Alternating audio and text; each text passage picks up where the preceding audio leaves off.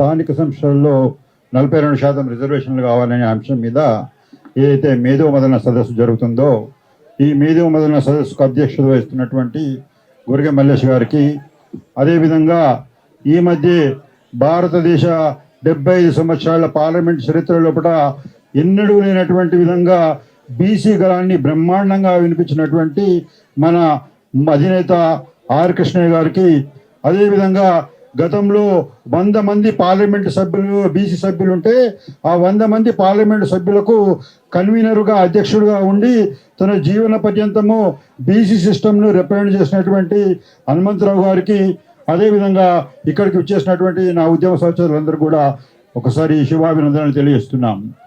ఇప్పుడు 50% రిజర్వేషన్లు కావాలంటున్నాం. మనం కులగణన జరగాలంటున్నాం. కులగణన ఎందుకు జరగాలంటున్నామో కోర్టులు ఏమంటున్నాయంటే, అయ్యా బాబు మీరు 50% రిజర్వేషన్లు కావాలంటే మీ కులగణన లేదు, మీ జనగణన లేదు అని చెప్పి కొట్టేసేస్తున్నందుకు దానికి అనుకూలంగా బీహార్లో కూడా కులగణన చేసిన తర్వాత ఇప్పుడు ఏమంటున్నాయంటే 50% సీలింగ్ ఉంది అని చెప్పి కొత్త మోడల్ చెప్తుండ్రు. అంటే మీరు 50% సీలింగ్ అనేటటువంటి చెప్పే అవకాశం ఉన్నప్పుడు కులగణన ఎందుకు జరగాలి అనేటటువంటి సబ్జెక్టు మీ న్యాయ వ్యవస్థలు ఎందుకు ఇచ్చినాయి అని చెప్పేసి ఈ సందర్భంలో మా సంశయాన్ని వ్యక్తం చేస్తున్నాం.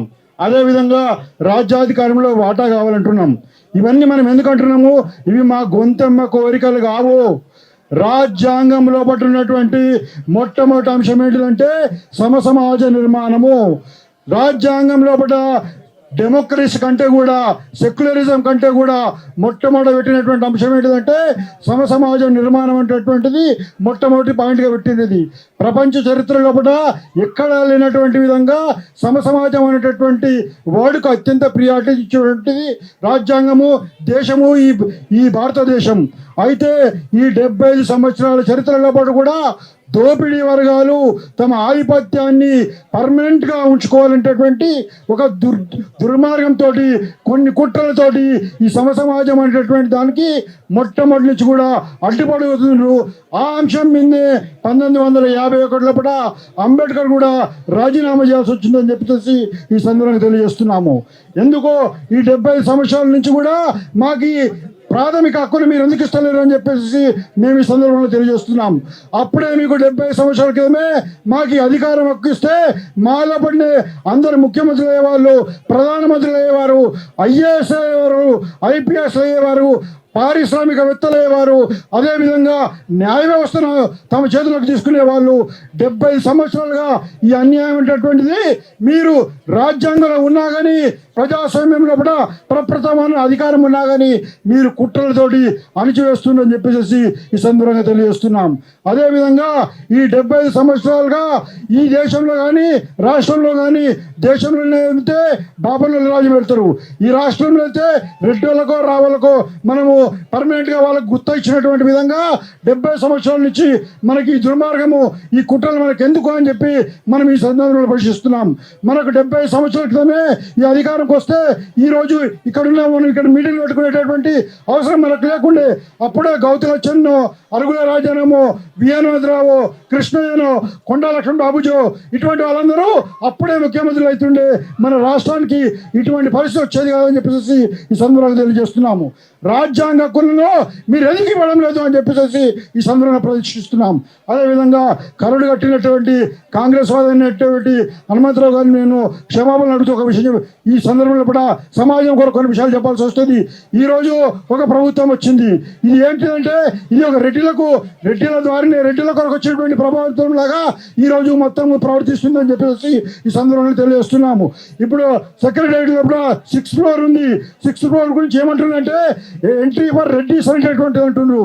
అంటే ముఖ్యమంత్రి ఉండేటువంటి ప్రాంతంలో కూడా రెడ్లకు తప్ప ఇంకెవరికి కూడా అవకాశం లేదనేటటువంటి విధంగా అక్కడ ప్రత్యేకమైనటువంటి వార్తలు వినిపిస్తున్నాయి. మీరు సోషల్ మీడియా ఇప్పండి, సోషల్ మీడియాలో ఏం కనిపిస్తున్నాయి?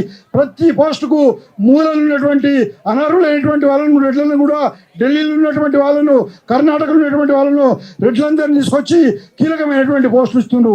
ఇది దుర్మార్గం కాదా అని చెప్పేసి ఈ సందర్భంగా నేను ప్రశ్నిస్తున్నాను. ఇటువంటి అన్యాయాలకు వ్యతిరేకంగా ఎంతకాలము మనం ఈ అన్యాయాలకు పోరాటం చేయాలి. మనకు రాజ్యాధికారం రావాలంటే మనకు కోట్లేమో అడ్డపడుతున్నాయి. ఒకసారి కులగానే అంటది, ఒకసారి 50% సీలింగ్ అంటది.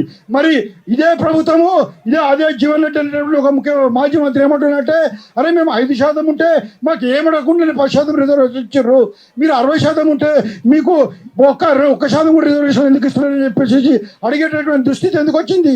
ఇదే విషయం కోర్టును కూడా ప్రశ్నిస్తున్నాం. ఎందుకంటే 50% సీలింగ్ అనేటువంటిది కోర్టులో ఏ రాజ్యాంగంలో ఏ ఆర్టికల్లో ఉందని చెప్పి ఈ సందర్భంలో ప్రశ్నిస్తున్నాం. మీకు 10% రిజర్వేషన్లు 60% కాలేదా అని చెప్పి అడుగుతున్నాను. అంటే ఈడబ్ల్యూఎస్ రిజర్వేషన్లు మీరు 10% ఇచ్చిన తర్వాత 60% అయినప్పుడు ఇది సీలింగ్ అనేటటువంటి సబ్జెక్టు మీకు ఎందుకు రాలేదని చెప్పేసి ఈ సందర్భంలో ప్రశ్నిస్తున్నాం. ఈ రకంగా అడుగడుగున అన్యాయాలు అవుతున్నాయి. ఈ అన్యాయాలను కంటెం చేయడానికి ఒక్క మార్గము ఇప్పుడు రావాల్సింది ఏంటంటే బీసీలకు సంపూర్ణ రాజ్యాధికారం రావాలి.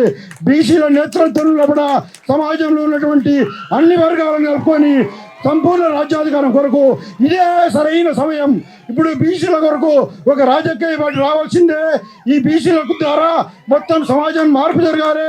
ఇక్కడ వచ్చేటటువంటి మార్పు అవుతుందో, ఇక్కడ బీసీల ద్వారా వచ్చేటటువంటి తెలంగాణలో కూడా బీసీ రాజ్యాధికారం ఏతుందో రాబోయే రోజుల్లో కూడా దేశంలో కూడా రాజ్యాధికారంకి వెళ్ళేటువంటి అవకాశం ఉంటుంది.